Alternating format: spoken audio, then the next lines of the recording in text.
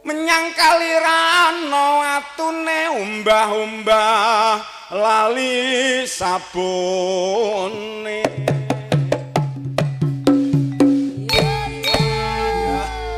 ngaji kok menak iki karo ngenang ngene mulih bayaran wis kaya ngene lha ya kaya ngene kiyaine tok ora ning 10 juta.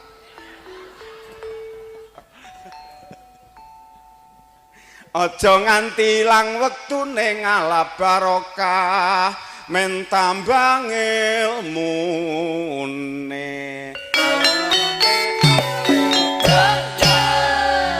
bola bali kari niate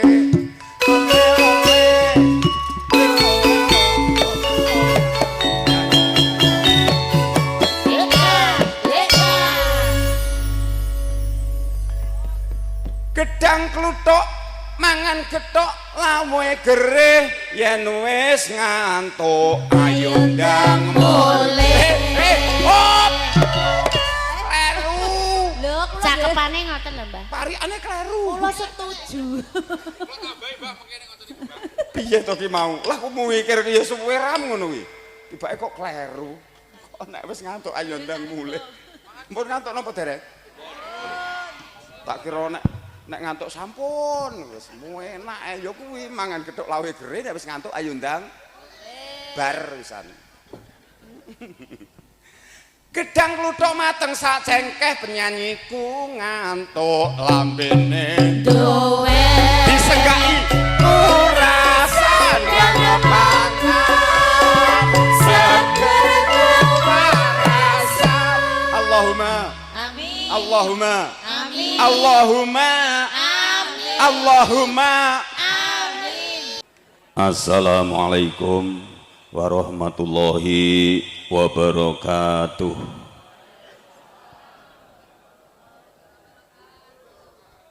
Kita elek wangsulan kok aras-arasen.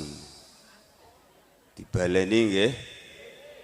Raduka salam sedekah.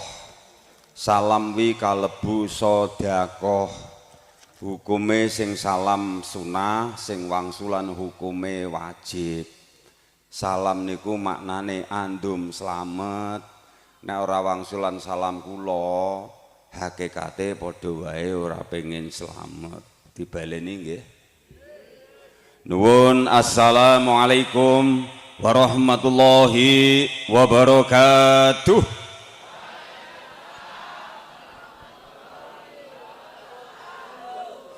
Sing mangsuli salam kula dongakne muga-muga slamet donya akhirat. Rezekine lancar. Muga-muga sing dadi wong tani panenane barokah. Sinde utang bendang padha lunas. Lho, basa sinde utang ndang padha lunas kok siamin luwih akeh. Sok ngono. Bapak Ibu sekalian, Indonesia ini penuh dengan budaya. Saderenge Islam masuk Nusantara Indonesia niki wong Jawa sampun kebake kabudayan. Dadose budaya dengan agama itu tidak bisa dipisahkan. Contohnya kasunyatan pada hari ini malam ini sing rawuh kan beto budaya sedaya to nggih. Eneng sing nganggo jas, eneng sing nganggo sarungan, eneng si jaketan, eneng si keruduan, eneng si kuplukan, itu adalah budaya. Tursahnya menjalankan syariat agama karena dipadukan dengan budaya. Soalnya jalane napa niku dawuh pangeran niku tidak mungkin tanpa budaya. Kula jenengan lahir ning alam donya karo wong tuane wis didandani, diwedhaki, didusi, dipameri yang tanggane itu sebuah budaya. Sing wedok tuki bandu, sing lanang tuki napa niku budaya. Niku nek mboten misale awake dhewe ajeng nindakne salat ora mungkin arep kudu to nggih. Inilah budaya, dados sampun ngalah ngantos salah persepsi. Alhamdulillahi rabbil alamin, assalatu wassalamu ala rasulil karim sayyidina wa maulana Muhammad ibn Raufur Rahim wa ala alihi wa ashabihi alladhi badallu nufusahum wa amlahum khalisalli biwajhihil karim wa ala alihi washabbihi ajmain wa qul aidan a'udzu billahi samiul alim minas syaitonir rajim bismillahirrahmanirrahim laqad kana lakum fi rasulillahi uswatun hasanah liman kana yarjullaha wal yawmal akhir wa dzakarallaha katsira wa qul aidan wa ma arsalnaka ila rahmatan lil alamin amma ba'd.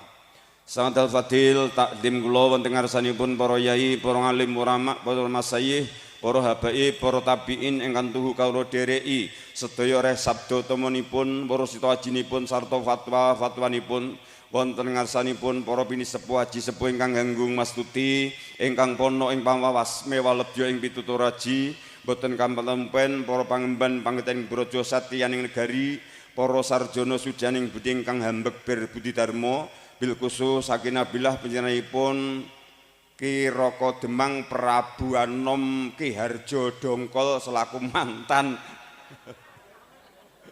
anggota Dewan Kabupaten Magetan ingkang nyanyi Simbah Tekno ingkang sampun kepareng rawuh menghadap ke selatan dengan bahagianya menyatakan bahwa beliau datang ke papringan ini pertama ada kaget 2 kali, sebetulnya 3 kali Mbah Tek.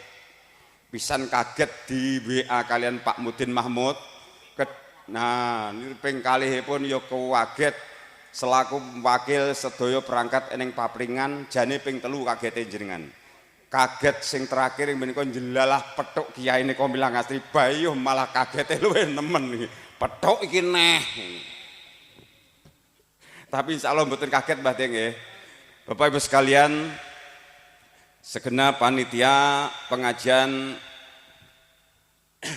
umum pada malam ini dalam rangka memperingati Maulidin Nabiullah Muhammad sallallahu alaihi wasallam tahun 2025 Masehi bertepatan tahun 1447 Hijriah. Sedaya panitia ingkang boten saged keluasbataken tunggal mboko setunggal ingkang insyaallah dipun mulyakaken dening Allah Subhanahu wa taala. Bapak Ibu sekalian para jamaah ingkang minulya, ugi dalu menika ugi pikantuk kamulyan dening Allah Subhanahu wa taala. Tidak lupa santriwan santriwati kami Jamiah Shalawatus Nyu Putra Wali ingkang miji saking lalatan Desa Milang Asri Kabupaten Magetan kang sampun kepareng marak ngabiyantara anggono laras kunjuk mesibo wonten ngarsa handika sami nggih menika wajah-wajah Putra Wali ternyata akhirnya bisa masuk neng papringan juga. Alhamdulillah. Durenan kula pun ubek pinten mawon wis awet watu garit waduk durenan. Lah iki kok lagi papringan tekan kene. Alhamdulillah luar biasa. Jenengan yang mboten dituntun mboten pikantuk hidayah dituntun kalau malaikate Allah lumantar Pak Iswara ketinggalipun tangeh lamun adhe ngundang Putra Wali. Jalaran napa Putra Wali antuk berkah donga jenengan sami menika sudah viral, termasuk mempunyai status bahwa Putra Wali ini termasuk hadroh modelen termahal sak Kabupaten Magetan Mbah Teh. Alhamdulillah. Mulane kula nyuwun tulung wong papringan arep ngundang Putra Wali pikir-pikir. Kula mboten ngira nek iki kok iso ngundang Putra Wali sak kiyaine sayat, mboten ngira saestu niku. Jalaran napa hari ini Bapak Ibu sekalian, saderengipun napa niku Pak Iswara rawuh dhateng Milang Asri niku wonten napa niku wonten job saking pundi Bojonegoro 2 tempat ingkang 1 tempat ingkang job menika Mbah Lurah Desa Napis Kecamatan Tambarjo Kabupaten Bojonegoro, ibunipun selaku anggota dewan. Lah rencanane menungso kalian pangeran ternyata mboten sami. Saderenge hari niki bapak ingkang ngastol jumeneng lurah niku meninggal dunia. Innalillahi wa inna ilaihi rajiun. Lajeng kagungan wasiat saderengipun meninggal menika kados-kadosipun pun karaos bapake menika. Besok lamun aku pinundhut ning kersane pangeran sak wayah-wayah matur teng buke anggota dewan niku, sing penting aku ngeruh ijabe anakku wadon. Lajeng ketika niku kula dibel saking mriku sami tangisan Bapak Ibu sedaya, ternyata semua acara termasuk sound system, perias nganten, syuting napa niku termasuk hadroh kalih kula sing ngaji dibatalkan semua karena ada musibah. Itulah namine donya ora langgeng, rencana menusa kalian Gusti Allah niku mboten sami. Tapi kula jenengan kedah saged nampi kahanan napa mawon jalaran kula jenengan sami besok suatu saat bakal pepisahan karo bojo, pepisahan karo anak, pepisahan karo wong tua, pisah karo tangga teparo, pisah karo dunyane, pisah karo sawahe, karo pen-pene nggih napa mboten? Lah nek mboten saged nampi kahanan niki kula jenengan akan menyesal selama-lamanya. Jenengan ngertosi napa, Gus? Wong sesane asbah. Batinku iki ombene kok sakmene mbane gek kene cek kosong.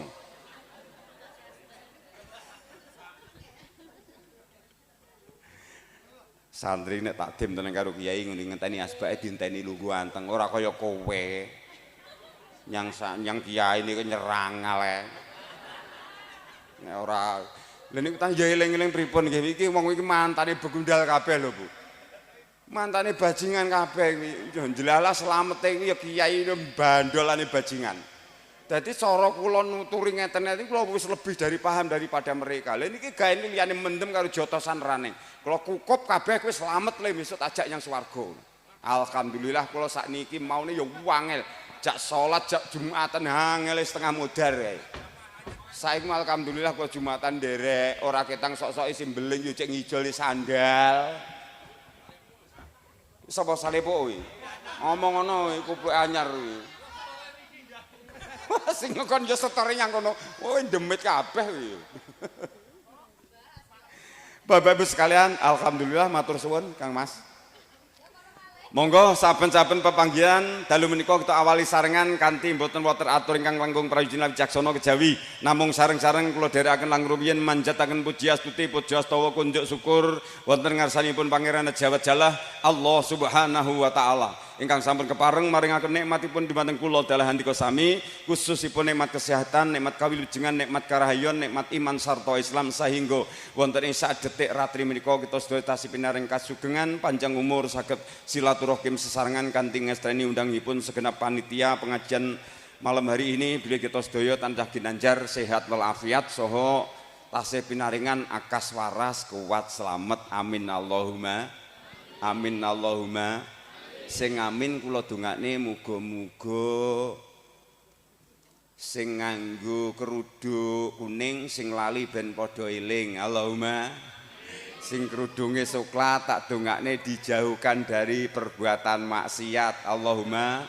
sing rupane biru muga-muga imannya semakin maju Allahumma sing nganggo klambi kembang-kembang kula dongakne si pikirane peteng dadi padang Allahumma sing nganggo rupa ijo muga-muga si prawan-prawan joko-joko dudo-dudo ndang entuk jodoh Allahumma muga-muga sing lara ndang entuk tombo Allahumma bapak-bapak sing kuplukan ireng tak dongane muga-muga bojone ndang meteng Allahumma Allahumma Allahumma Allahumma pun ngantuk Bu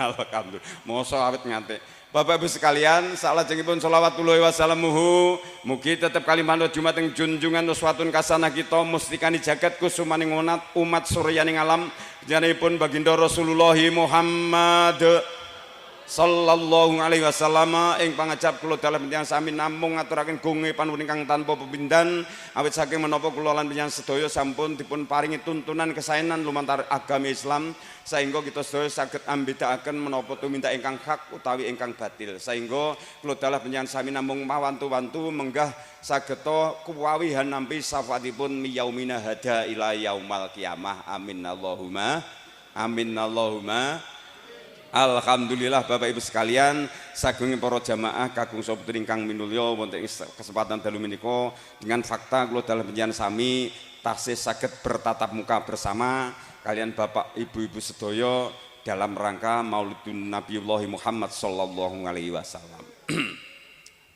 Niki mengke ngaji kula ngagem cara seni napa tausiah terus Bu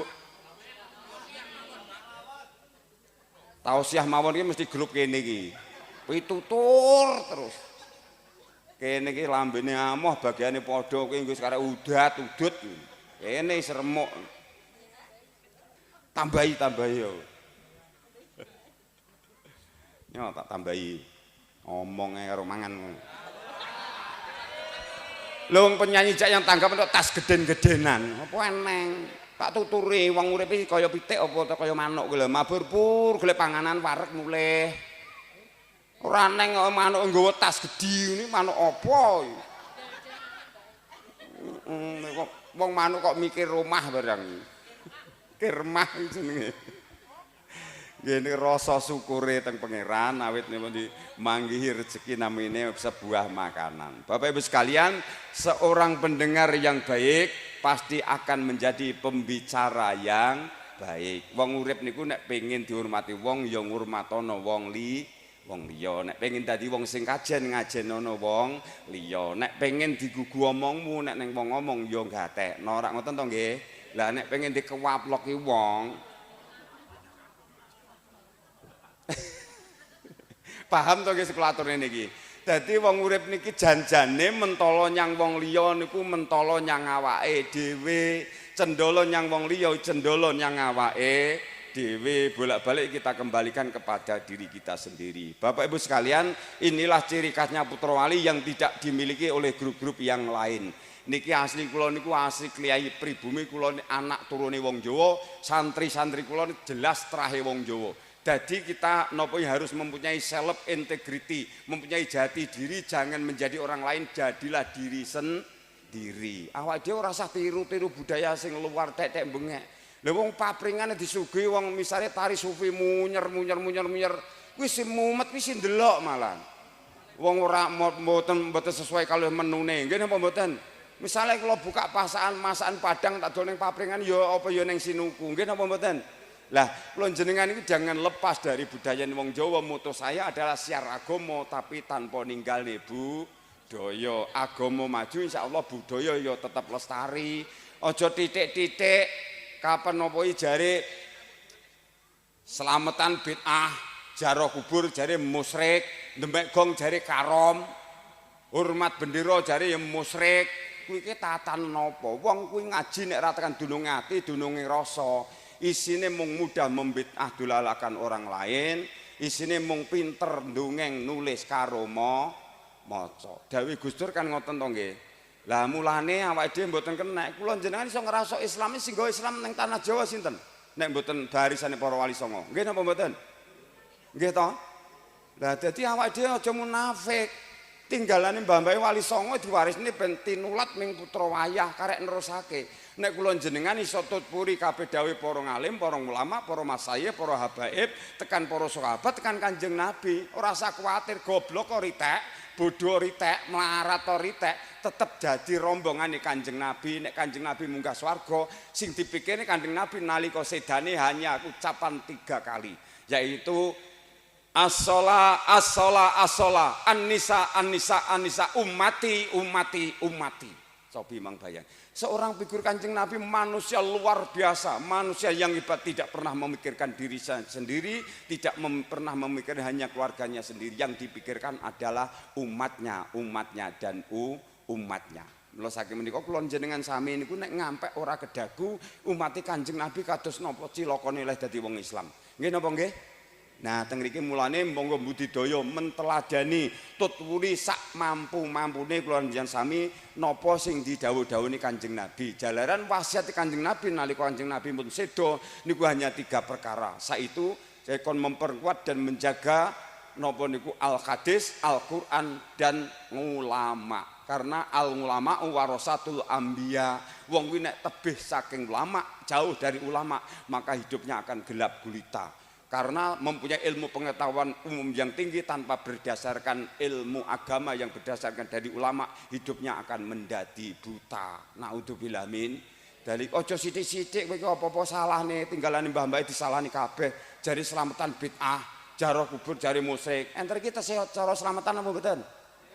Tasih to nggih, nyuwun tulung nika dipertahankan. Wong selamatan suatu bentuk sedekah, dawuh Kanjeng Nabi as-sadaqatul tanfaul bala. Sedekah pisan kanggo tolak bala, ping pindho kanggo menjemput rezeki kita yang akan datang.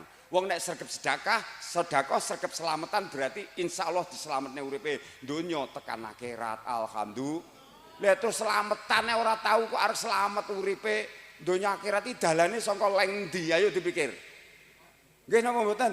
Selamatan iki bentuke sedekah. Lah sangka cerdase Mbah Mbah dhisik sedekah iki digawe tafaul. Tafaul iki digawe ilo-ilo. Dadi dalam keadaan bungah apa susah mesti wong Mbah dhisik mesti srek selamatan to nggih. Nah, tujuannya ben selamat lah. Selamatan ini eneng napa ambeng sampurna diwujudake, eneng si dibentuk napa ni sego dicicak neng kukusan, terus ditumplek neng ngoten niku isor nyebar dhuwur lincip. Karane tumpeng maknane ditunggu kupeng, arane buceng nyebut kang kenceng senajan to singgu wong akeh, tetep tujuane nyuwun ing ngersane pangeran yang ngares kono. Mulane tujuane tetep lincip yang iji tekan langit nyuwun panguasane Gusti Allah. Lah gedang setangkep nangkepake leh peseduluran golong songo iki nyang napa niku supaya nyawiji gumolong rinangkulan ing sak rina kalan sak wengine. Bentuke apem kuwi amale aja ngampi plempem, sanepan sanes wong mantu wong Jawa ni eneng filosofine sedaya. Mbah-mbah ini mboten ngawur. Nek arep mantu wong Jawa senajan to lagi abangan maca syahadat niku mawon nek wis ngraso Islam paling wae arep mantu kon gawe kerun pasang kek ngarepan ngene apa mboten? Niku sangka tembung khairun maknane kebecikan. Dadi calon nganten karo wong tuane ben nampa kebecikan. Mulane disunahake nek arep nampa wahyune jodoh, nganten-nganten anyar jaman cilik kula Mbah Tik mesti nglakoni iki. Tesih kelingan niku mesti kon nganggo sandangan si sarwa putih, kaos seporet putih, katok cekak putih, klambi putih, sobo nyang sobo kudu mulih ora kena nginep, ora kena napa mateni kabeh kewan napa dan lain sebagainya. Sirikane nganten kawak dhisik ngoten niku. Ora kaya nganten saikimu lunga ora balikan. Aja meneh kok. Lah niku namung filosofi. Lah ninggalke warisan-warisan ngoten niku termasuk mantu nyapun dadak pasang tatak rambat. Tatak rambat iki sangka tembung takarobanillah kon takarub nang ngersane Gusti Allah. Mulane kerun mesti pasang ning ngarepan. Eneng wong papringane gawe kerun kok kek tritis mburi omah. Ora neng to, tujuane ben oleh kebecikan tatak rambat kontak karub ning ngersane Gusti Allah. Masalah Islam ki wis kafah apa urung, wis wudu apa urung, si penting wis maca syahadat. Berarti manut dawuh Kanjeng Nabi al muslimu akul muslim. Wong Islam ki sedulure wong Islam. Islam ki karaktere dhewe-dhewe. Eneng si senengane bengak-bengok, dina iki eneng sing gelem selingkuh, eneng si gelem mendem, eneng si gelem judi dan lain sebagainya. Itulah saudara kita. Tapi dia itu bukan sesat di jalan, tapi dia itu masih terlantar di jalan. Wong terlantar itu berarti kan jek salah dalan perlu dibimbing to nggih. Nggih napa mboten? Nggih napa mboten, Pak? Si kulon iki kewetoke iki meneng ae jane paham ora to kae. Mudeng nggih. Nah, dieling-eling. Tradisine wong Nadiyin amalane kabeh sing sampean lakoni iki tradisi budayane wong NU semuanya. Nggih napa mboten? Jadi awake dhewe aja ngampe lali orang kenal NU sama sekali. NU ini bukan organisasi yang terlarang. Mulai pengajian pada malam hari ini nek pengajian dia nek lagu Indonesia Raya berarti pengajian resmi dilindungi oleh negara, ora ilegal ngoten maksudnya. Nggih napa mboten? Nah, teng mriku contone niku saged napa menumbuhkan jiwa cinta kasih sayang kepada tanah air kita. Karena Kanjeng Nabi dawuh hubul watoni minal iman. Cinta tanah air itu sebagian dari iman. Sampai rumoso dilairne ning bumi papringan iki ya kudu tresno nang tanah kelairane, diuri-uri rinangkulan sing guyub rukun, saling mengisi napa dadi warga yang baik, taat kepada Allah, atingu Allah, atingu Rasul, wa atingu uli mamri minkum. Taat karo Allah, taat karo Rasul, kalau taat marang pemerintahan sing sah. Leres? Alhamdulillah. Tukur rengginang menyang Madiun tumpakane montor Suzuki.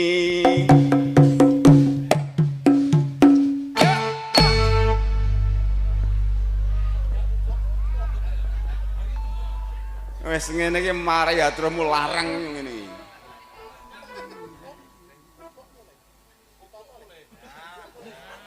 Nah, ngono nek kuple menceng serbane encenge lokno. Nek dilokne pas ora ning panggung niku ora gatekne, ning ngene lokne kan malu semua to. Nah, yo wong santri kok ecek-ecek kok. Baleni. Tuku rengginang menyang Madiun tumpakane motor Suzuki. Kaget aku. Wah, yo mbok Kok sing ngalone nyapa to ya. Aku iki bareng ngombe obat ya. Tratapan. Wong papringan do guyub rukun tak dongakne murah rejeki. Allahumma alhamdulillah. Mulai do disyukuri.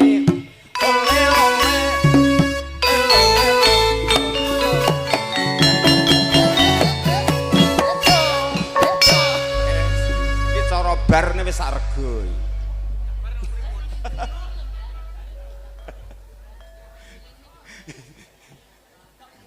Sampai guling, ora apa-apa wong ngene iki aku sosok ya ora sadar kok. Mas Joko patut pengen munggah ning panggung. Dasare seniman kondang terus gamelan menak bae.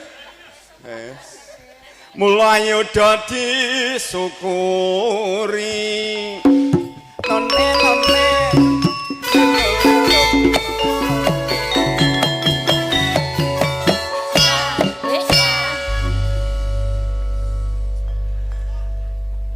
kembang kenanga rupane putih yen nurung bareng ndonga ora kenek mulih disenggai murah sandang pangan seger kewarasan. Allahumma Amin. donga apik napa elek niku murah sandang pangan seger kewarasan. Aja kulino ndonga sih ora ngerti maknane. Donga kuwi sarene ibadah. Donga kuwi nganggo basa Jawa sing ngerti kowe nek ngerti maknane, amine malih yakin karo konjem. Imame donga teko ndiri, donga methil, donga kubur, donga apa diwaca kabeh wong simbure ora mudeng. Lah terus arep dikabulne kok ndi wong ora paham kene apa mboten? Lah donga ora kudu nganggo basa Arab. Awake dhewe kula niki sowan napa kula niku ngaji ning papringan mulane aku ora pengen pamer dalil sithik bengek. Wong soalnya papringan yo nggone ulama, nggone ilmu sing dhuwur. Dadi timbang nguyahi segara Mbah Tik. Wis wong papringan tajak jagongan ngoten mawon nggih. Nah, si penting si teko pertama atine kudu seneng. Urip pisan kok digawe susah, ora usah susah. Urip digawe enjoy, relax, ndak ada masalah. Si penting si teko kene atine seneng, nek pun seneng atine, apapun ya saya sampaikan pasti mudah diterima. Nggih napa mboten? Nek gampang diterima, iso nampa ngerti tenan, mudeng dong 100% mudah untuk menjalankan kebaikan. Nggih napa mboten? Ning nek sampean teko wis ora dong, ora mudeng, ora paham, aja meneh kok kon ngrungokne ngampe sarampung nyawang kiyaine wis blenger tak omong. Mbon blenger napa dereng, Pak? Dereng gitu.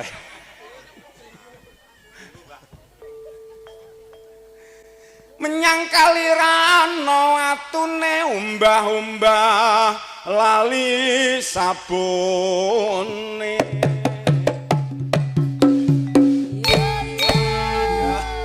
ngaji kok menak iki karo ngenang ngene mulih bayaran yes kaya ngene lha ya kaya ngene kiyaine tok ora ning 10 juta.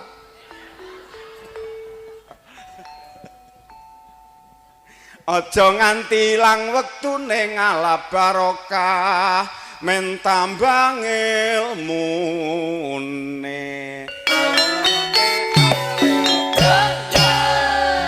Bola bali kari niate.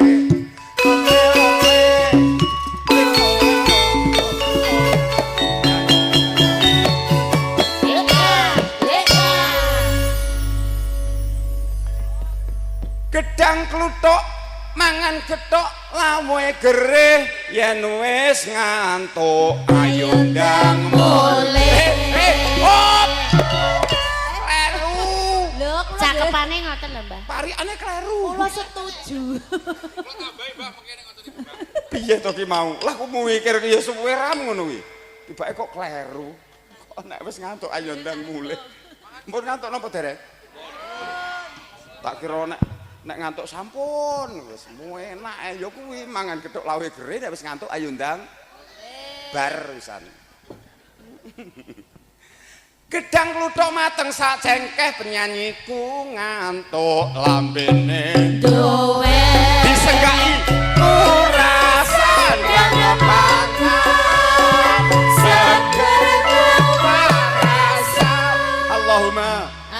Allahumma. Amin. Allahumma. Amin. Allahumma. Amin. Ripun masih semangat? Tetap no. Oke, next. Bapak Ibu sekalian, saking para jamaah ingkang minulya, inilah ciri khas saya.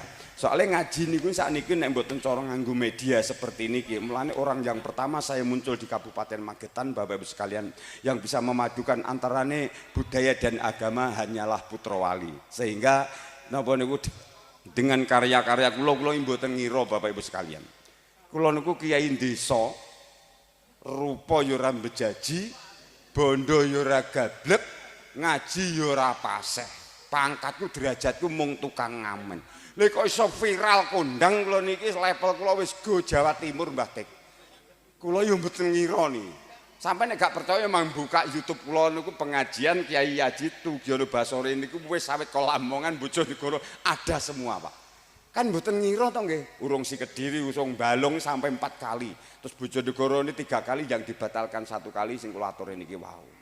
Niki kenyataannya pangeran ngersakne kudu menyesatkan, kudu meluruskan hambanya, maka makhluk apapun tidak bisa akan menyesatkannya. Sebaliknya kalau Allah menghendaki meluruskan hambanya, makhluk apapun tidak mungkin akan bisa menyesatkannya. Nggih napa nggih? Nah, luar biasa. Cah ngilang asri iso dadi kondang kaya ngeten ora ngira to, Pak. Sakniki Putra Wali malah wis di gapura anyar Mbah Tek. Wis ciri khasnya masuk no ikon wajah di Samlang Asri. Putra Wali ini wonten gapurane. Jadi masuk kawasan Putra Wali RT 07 Desa Milang Asri. Sampai nek ndelok Google Map wis menak niku golek alamat kula. Lah tujuan kula supados piyantun tepi-tepi mboten kesasar. Wong eneng wong Kediri golek kula ngantos dugi sarangan to, Pak. Ya Allah. Ngoten niku tujuan kula mboten kok riyak mboten pamer. Ini fakta pangeran sing ngersakake. Mila saking menika kalau Allah menghendaki apapun semua kalau terjadi maka terjadilah. Bapak Ibu sekalian, niki enten selawatane mboten enten iki? Wonten nggih? Klasik napa modern? Klasik sing modern kuno nika. Kangge terbangan nika. Sekarang masih eksis. Nah, nyuwun tulung dipertahankan, itu budaya nenek moyang kita. Ora sanggatek nenek wong ngarani jare demek gamelan musik, demek gong jare karom dan lain sebagainya. Iki wong sing ngaji ora tekan dununge ati. Di sini hanya mudah menyalahkan orang lain, mudah membid'ah dolakan orang lain. Kula jenengan iso ngrakok Islam iki mboten sanes singgo perjuangane Wali Songo nek ora lewat seni dan budaya niki kula jenengan tangeh lamun nek pun ngeratok Islam sampai sekarang. Nggih napa mboten? Lah dheweke mengatakan seperti itu karena tidak pernah poso, ora nate tirakat, ora nate gentur tapane, ora nate riadoh. Apa meneh kok riadoh ngampek sasen-sasen tahunan kaya mbah-mbah para wali. Bocah saiki mulo Ramadan setengah hari sambate ngaru tapung. Nggih napa mboten? Mbah-mbah nek poso nek mangkate saka ati donya ora nentel. Mulane mbah-mbah dek biyen senajan to bismillah ora mandi ning dongane mandi. Nggih napa mboten? Ora kaya bocah saiki mu ngajine paseh bismillah paseh ning dongane ora mandi. Soale napa ora tau poso, ora tau lakon. Totone ngaji mung tata lair mawon, ora ngaji dununge rasa, dununge ati. Lah cah saiki mun arep diengkel lagi perkara pindah mangan kuwi lho. Aja meneh kok poso. Pindah mbadok lho. Niku arep kemah kuwi apa-apa arep kemah kira-kira seminggu kabeh diusung kabeh. Sing kayu bakar, sing kompor, sing supermi, sing wajan, sing manci, sing apa neh. Niku nggo arep pindah mangan. Nggih napa mboten? Niki fakta. Lha luwe ora tau pindah mangan kaya ngono ngusung ya apa-apa. Kok arep mandi dongane dalane saka ndi? Sedekah ora nate, selamatan ora nate, liyane nyalah nih tinggalane mbah-mbah rane. Mbah-mbah dhisik mboten ngawur, mboten ngarang, ben tinulat ning kabeh para putra wayah. Tujuane iki namung tafa'ul utawi gawe ilo-ilo. Wong Jawa adat napa wae ora ninggalake mesti kon gawe cok bakal. Maknane kon mbacok lehar bakal, rak ngoten to nggih. Takir ben dadi tatake pikir, dujune dong tebu ben dadi antepe kalbu, dong andong kon andhet donga sak rina sak wengine. Masalah napa janur rojaan nuron bejane si napa nur kuwi terus ditali wasul ngoten iki. Nur kuwi titipane pangeran dicabut sak wayah-wayah nurmu ilang dadi hadiah napa niku hidayah Gusti Allah saged teko lan saged ilang kapanpun dia menghendaki Allah niku. Lah lajeng sanes-sanes godhong ringin sipate ben ngayomi oleh pengayomane saka pangeran. Mulane aturane Wali Songo ndek biyen kabeh kabupaten ning tanah Jawa mesti tengah alun-alun ditangguri wit ringin, terus cedhake mesti kantor dewan, andinge mesti masjid jamek. Nggih napa mboten? niku tatanane Wali Songo. Mulane kabeh sira nganggo cara tatanan Wali Songo ning daerah pundi niku ning Ternate, ning Sulawesi, ning Kalimantan ketentremane jauh berbeda ditanding ning tanah Jawa. Nggih napa mboten? Mbah-mbah niku mboten ngawur, Pak. Awit saka Banten tekan Banyuwangi teng pundi mawon pasti seperti itu. Awit saka Klaten, Yogya, kuwi ngetan-ngetan teko Magetan, Madiun, Bojonegoro sedaya aturane Wali Songo, Pak. Niku mboten ngawur lah, teng mriki lah mulane kula jenengan budaya niku sampun ngantos digerus oleh zaman. Kita harus mampu mempertahankan. Kalau ada orang-orang yang menyalahkan kita, ora usah kuwatir. Awake dhewe mbah-mbah wis pejuang semua. Awake dhewe mbah-mbah tukang tirakat, pokoke soleh dongane mbah-mbah awake dhewe tekan sahabat tekan Kanjeng Nabi kula jenengan wis dijamin mlebu swargane Gusti Allah. Dadi Kanjeng Nabi dawuh kul qaulu ya'mal ngala sakilatihi he kondo Muhammad kon ngamal miturut bakate dhewe cetha to nggih. Dadi pengajian iki iso menapa mewujudkan pengajian akbar ini karena semua rinangkulan kerjasama. Bentuk panitia nih si noto panggunge nih si ngatur seneke ibu-ibu lempit-lempit kotak-kotak senek terus saya nih si bagian tim humas hubungan masyarakat penggalian dana ngaturi kabeh para perangkat ngoten semua kerjasama jadi nggak ada yang istimewa semuanya mendapatkan hak mendapatkan janatun naim besok si nyang swarga ora kok si ceramah tok.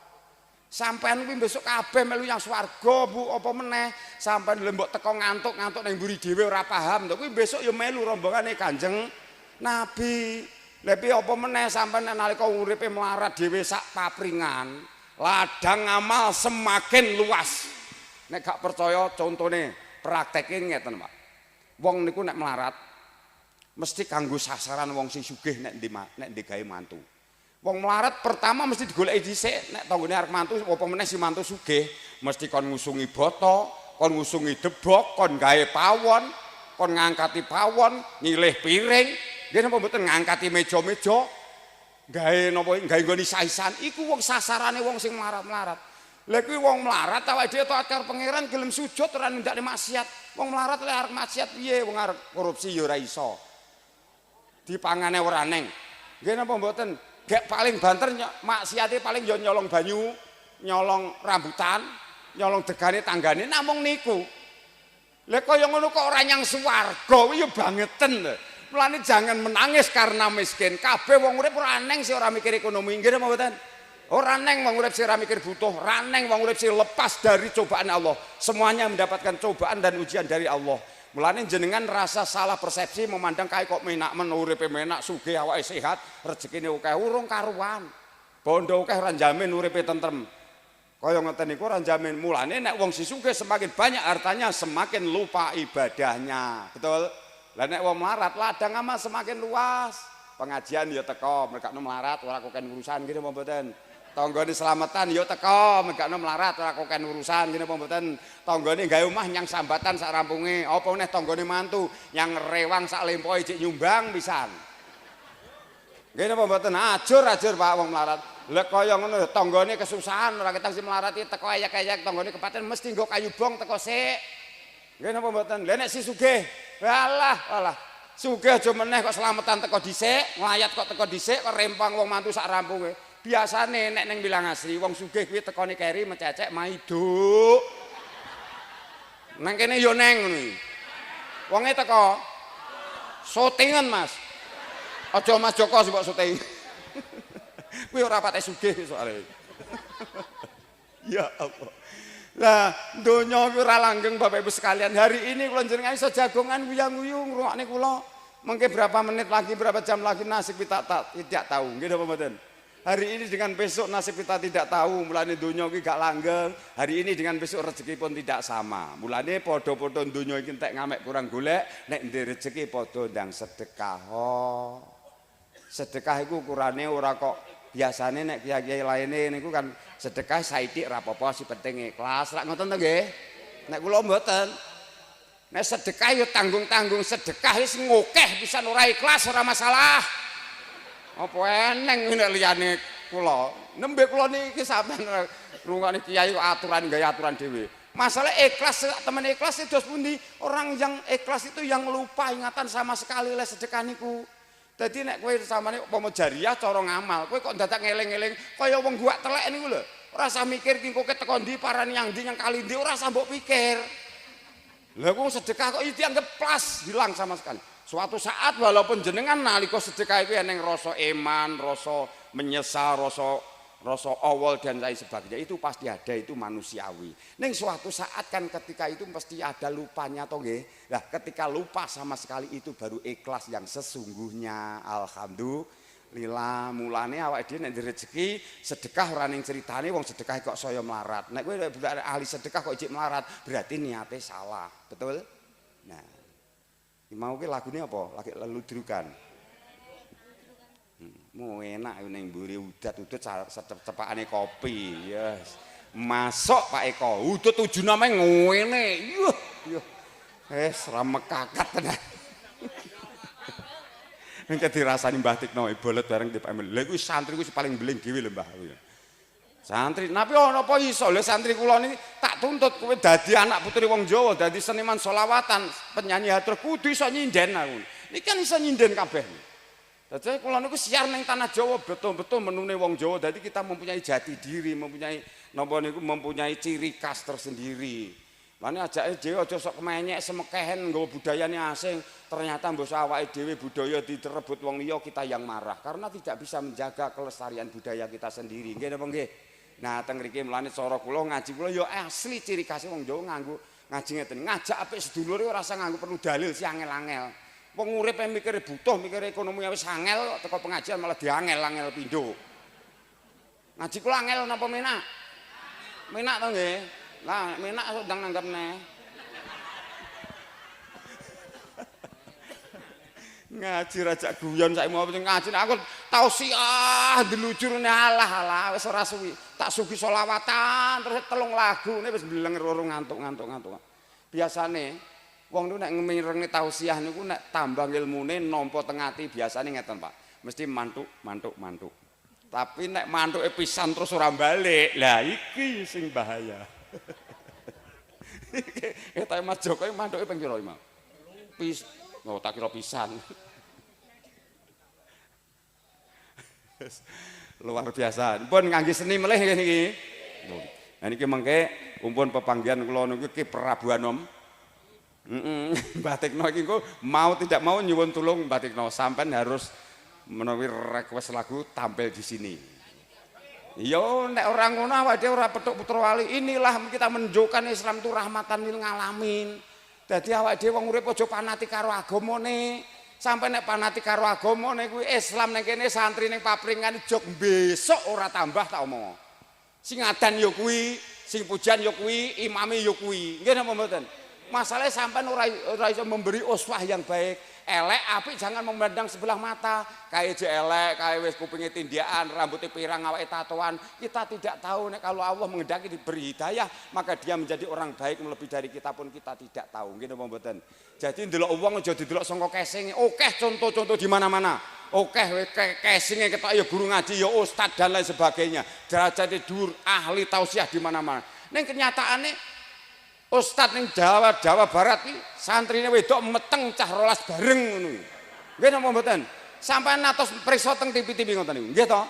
Lah, teng mriki niku mulane ora jamin apa mesti nek ustad ki apik-apik wong, apa mesti nek kiai wis apik-apik wong alah mbel gedes. Tak omong, pangeran ki ora butuh wong pinter, ora butuh wong ilmune dhuwur sing ilmu sirah manfaat kuwi. Butuhe pangeran kuwi yaiku wong menungso nalika dikeki wahyu urip.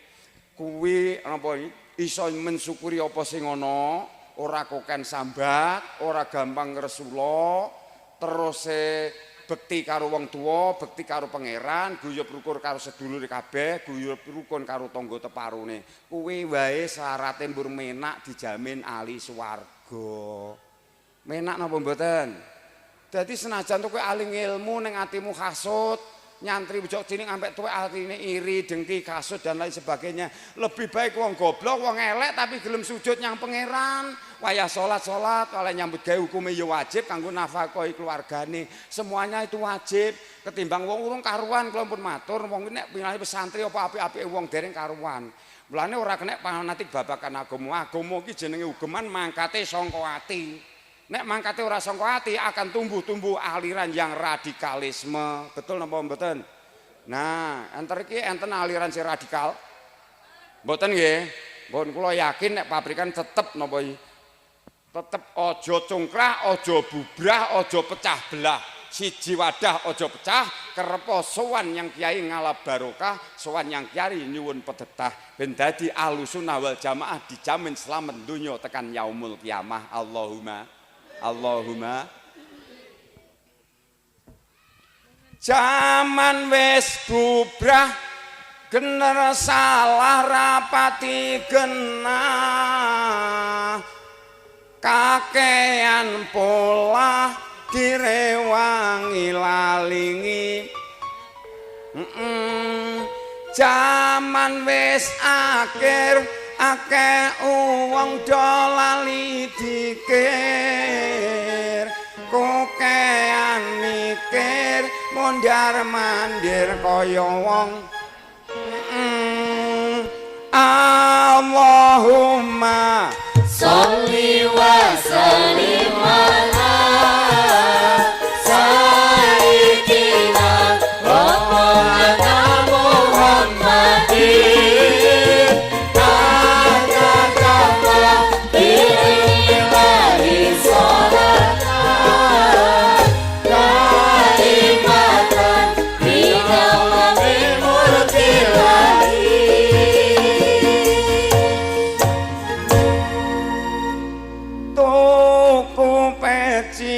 Tuku peci nyang pasar Ngrambe tuku sulak nyang pasar sine gonku ngaji wis rada suwe wis krasa ngelak ayo ndang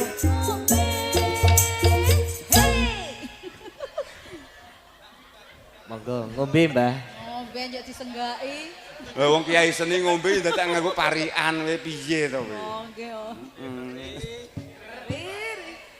Lah ngono ki aku ora ngombe wis umek dhewe-dhewe.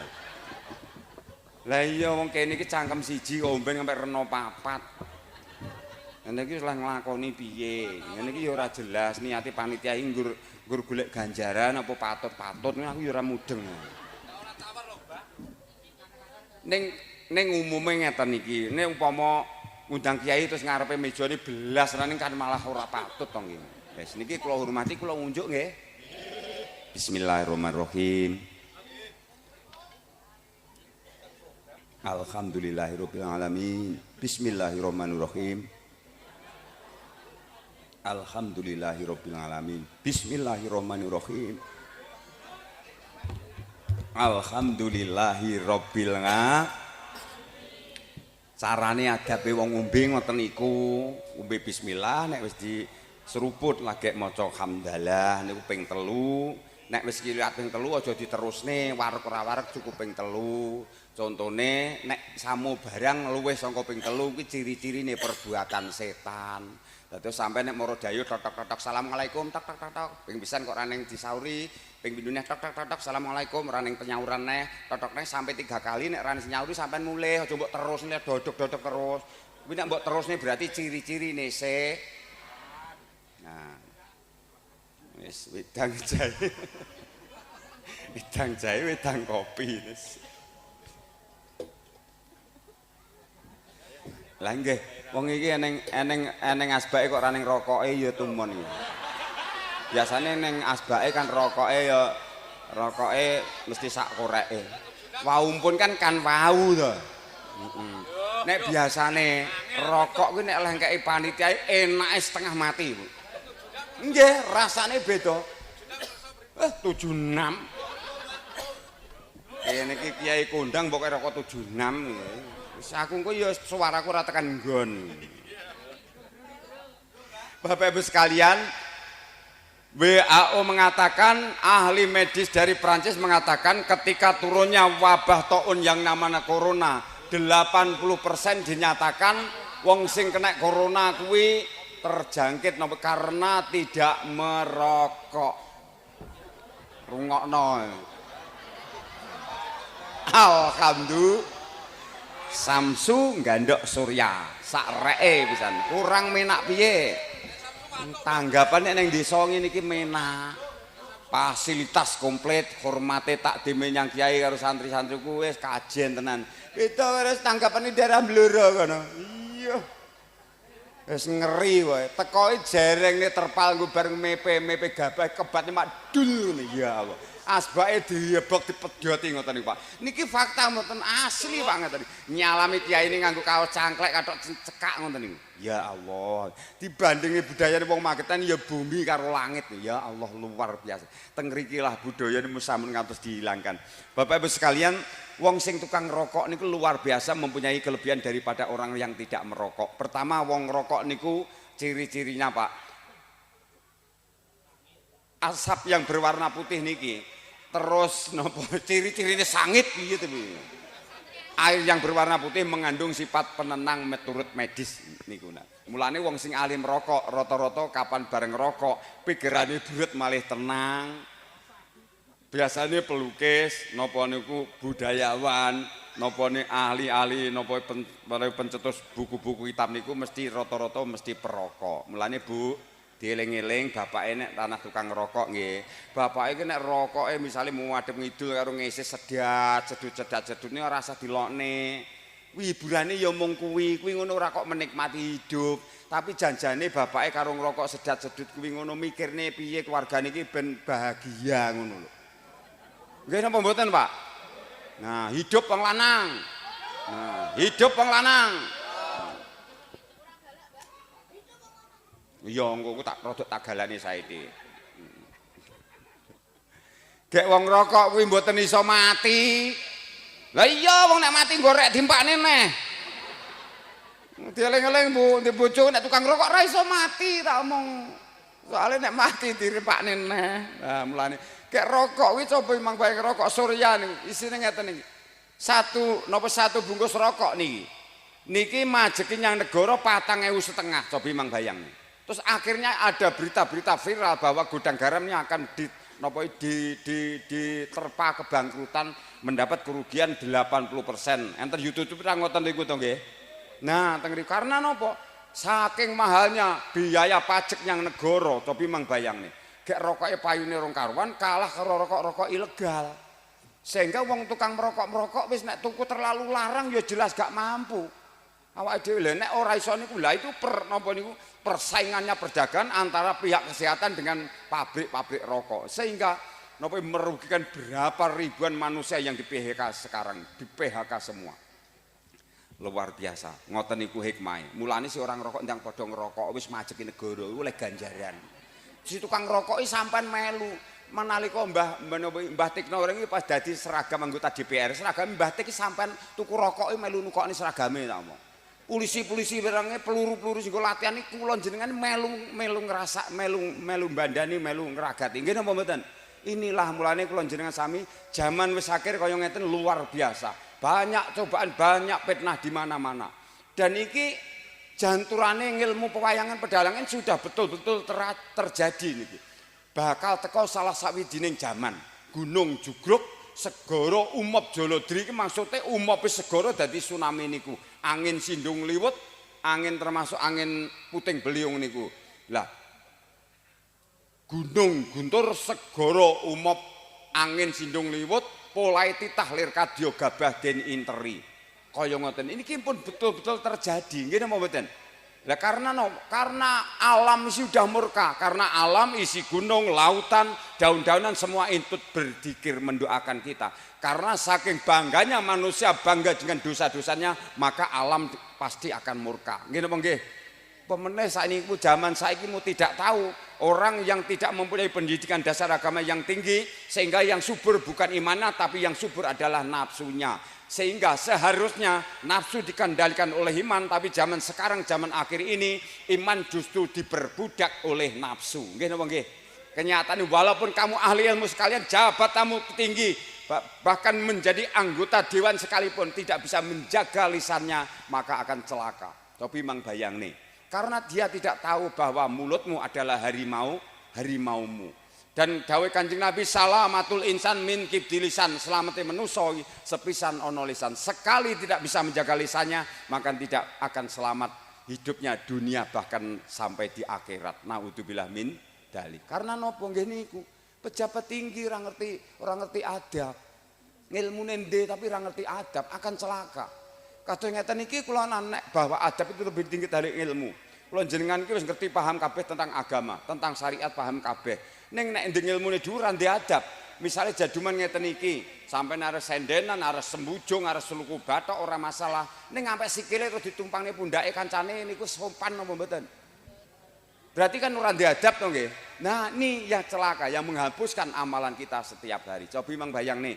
Sekarang zaman Indonesia sekarang bukan Indonesia saja Mbak Tik. Negara kita sedang tidak baik-baik saja. Nggih napa nggih? Nah, ning kula jenengan enggak usah terprovokasi dengan hal-hal seperti orang-orang di luar sana. Si penting kula jenengan dadi warga negara yang baik, manggon ning domisili ning desa Sidomukti ning papringan iki si penting tetap konsisten, tetap rinangkulan ing sarina sawan sakwengine. Masalah hal-hal niku nggih bisa dipikirkan tapi jangan terlalu. Wong urip iki mari tentem perkarane ning loro. Kokean ngomong sing ora perlu kokean mikir sing ora perlu dipikir. Ning gelem ra gelem awake dhewe iki nek pemimpine iki ngucap ora baik, menyakitkan hati orang lain, gelem ora gelem awake dhewe wong goblok kok kaya apa melarat kan tetep mikir to nggih. Nggih napa mboten? Gelem ora gelem tetep mikir wong karena zaman sekarang zaman media. Bocah cilik-cilik karena wis menggenggam HP kabeh, kabar dari Jakarta, kabar dari Nepal, kabar dari Amerika, semua anak-anak kita tahu.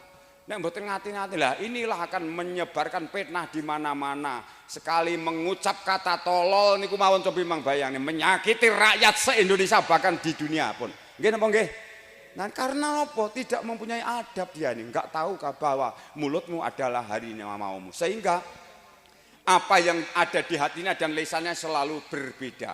Ucapannya tidak bisa dipertanggungjawabkan sehingga keluar kebijakan itu yang tidak pro dengan rakyat. Gitu Mas Joko. Nah niki sing perlu digatekne. Sing apik kula jenengan namung saged metik hikmah mawon. Coba mang bayang nih. Pemimpin awake dhewe sakniku aneh-aneh keputusane lucu-lucu. Jare nek ngentekne dhuwit negara dikatakan jare koruptor. Ngoten niku. Ning nek menaikkan pajak rakyat sak penake udele jarene kuwi kebijakan. Ya terus si bener ki sindi. Nggih napa mboten? Lah terus wong si cilik-cilik dhuwit ora tau nyekel, kirimi anake ora nate. Wis kelompok-kelompok nyelengi buka rekening dik 100.000 nggo buka rekening. Jare nek 3 bulan ora aktif rekeningnya diblokir karo negara ngono kuwi. Pramumet pindho. Nggih napa mboten? Masih ada lagi katanya warisan Mbah-mbah iki tanah apa tanah mbahmu dari. Ngoten niku ada kebijakan seperti itu. Lah seneng dari nek tanah niku selama 3 tahun tidak aktif tidak akan disita oleh negara. Coba memang bayang. Aturan zaman sekarang ini membingungkan umat sehingga wong cilik gelem ra gelem mau tidak mau ya ikut berpikir lah. Gek natane kenyataane negari kita niku bocah-bocah nganggur pirang-pirang sing sekolah dhuwur-dhuwur padha ora oleh gayan nglamar kono kene bahkan tinggal gadek nih saya wong tuane tetep ora oleh gayan oleh gayan bayari larang luput-luput ngono malah dihapusi kena planto pisan. Sopi mang bayan napa mboten prihatin ngoten niku. Lah, sehingga kaya ngono ki gak diurusi karo negara. Cobi bayangne nek kabeh apa disita. Lah rondo-rondo sak Indonesia niku pirang tahun nganggur. Kok ya ora disita pisan. Kok ya ora disita pisan. Nggih apa mboten?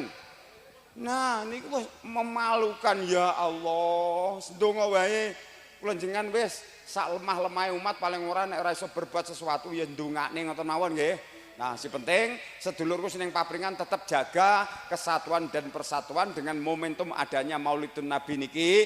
Muga-muga awake dhewe tetap bersatu padu, guyub rukun rinangkulan ing sarina kalawan sawengine ngibadah miturut kemampuannya masing-masing, menurut bakatnya masing-masing dan menurut koridornya masing-masing. Si dadi wong tani sing apik kuwi ganjarane ya akeh masuk dalam ruang ibadah. Wong tani nek pengen yang swarga nyambut gawe kapan netes kringete padha karo ngrontokne dosane. Mergo asile kuwi kanggo nafakoi keluargane. Hukume kuwi ya fardhu ain ra kena ditinggalne. Ketimbang kowe keluyuran, dakwah jare rono-rono, adol sawah, adol sapi, mbok nggo siar agama rono-rono ning anak bojomu kaliren kuwi malah dosa gedhe tak omong.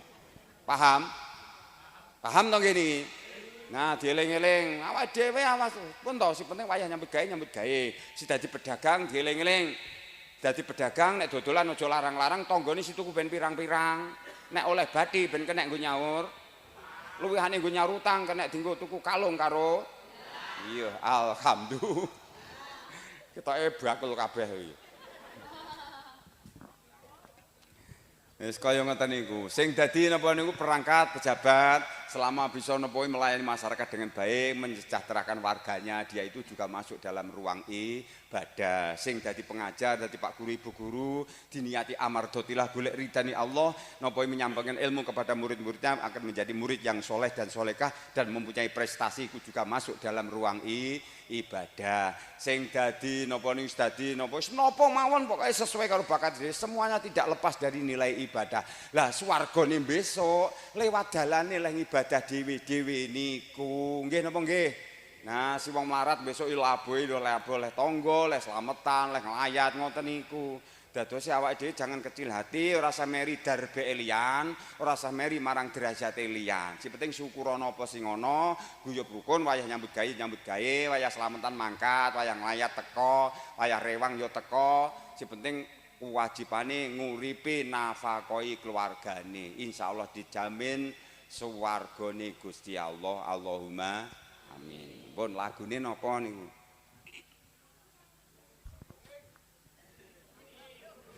Bismillah. Alhamdulillah. Lagune napa?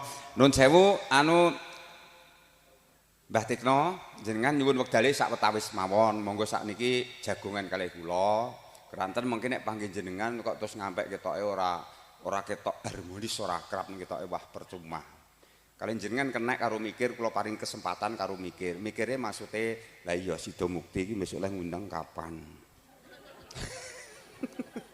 Maksude lha wong papringan iso ngundang ya sida mukti pun ping pinten Mbah Tikno?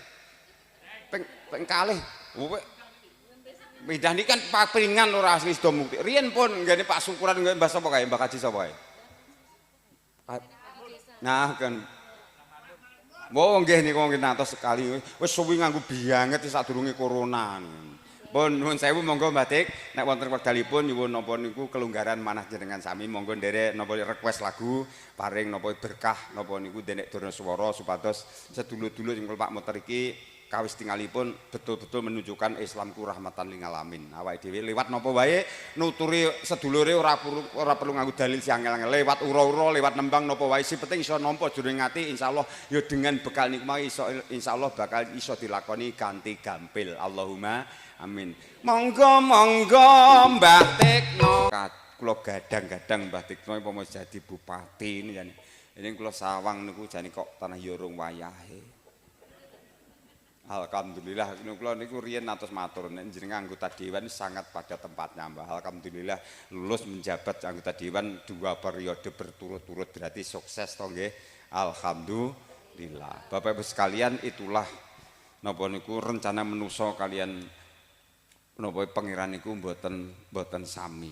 Apa wae sing diparing pangeran niku disyukuri apa wae karena apa yang pemberian Allah terhadap kita itu pastilah yang terbaik. Jadi sing penting si angel niku dadi menungso sing duweni ati apik niki Pak. Bapak Ibu sekalian angel dadi menungso sing duweni ati apik niku paling angel. Soale urung karuan nek niku wis nyantri yahono ya ini apa mestine atine apik mboten enten jaminan. Kadang wong si bodho gak ngerti agama malah keporo atine luwih apik ketimbang wong sing ngilmu. Wong sing ngilmu ora manfaate lebih baik wong bodho tapi pinter praktek ngilmu Al-Qur'an. Jadi kula jenengan iki nek mendina ya nyambut gawe ya ngamal ya ngaji ngaten iki wis praktekne ilmu Al-Qur'an. Dadi mboten sekedar teori mung ora sekedar ngomong, ora sekedar omon-omon. Lebih baik kita sudah mempraktekkan. Lah niku nek pun praktekkan berarti mendapat dua-duanya ganjarane niku wau antara ganjaran dunia dan akhirat. Alhamdulillah. Bapak Ibu sekalian pun ngantuk napa dereng, Bu? Jam pira iki didelok? Jam 12 kilang. Mengke ngajine ngantos jam pira, Pak? 12. Wani pira? Bon tetap semangat Bapak Ibu sekalian, tetap bersama kami. Inilah lewat seni dan budaya, saatnya yang muda bicara agama. Iya, iya. Bareng ngombe kopi ya ganas kabeh. On lagune. Iya. Semangat was menyengat piye to. Bapak Ibu sekalian, biar bagaimanapun keluarga yang semua itu akan mengalami kehidupan setelah kematian. Nikmati pangeran si sampean rasane sampai detik ini ora eneng kendat-kendate kita rasakan. Awak niku nek sehat, wong niku nek waras mangan seger turu yo angkler. Nggih napa mboten? Mata nyawang apa wae ya cetha. Kuping ngrungokne apa wae ya jelas iso bedakne. Kuping irung ngambu apa wae ya iso. Mlaku nyang rono rene awake dik jejeg, angkat junjung jek kuat, mlayu pirang-pirang kilo jek mampu. Kaya ngopo kurang napa niku nikmati pangeran si sampean rasane. Cobi mang bayangni sekali kita berhenti orang menghirup udaranya Allah selama 5 menit kuwi ya. Ora usah suwi-suwi. 5 menit sampean leren orang mensyukuri nikmat Allah yang namanya udara. Pertama sampean mesti disiar ning masjid. Ping pindho hak milik jenengan yang kalian cari selama ini menjadi pemilik orang lain. Betul? Ayo saiki mesti diandalne arep apa? Bondomu, pintere, ayune, bagusmu, gak enek gawar-awar sama sekali. Enggak ada andalan kita. Kecuali satu, yaitu ketika hidup ini mempunyai amalan yang baik tentang apapun selama niat kita amardotilah.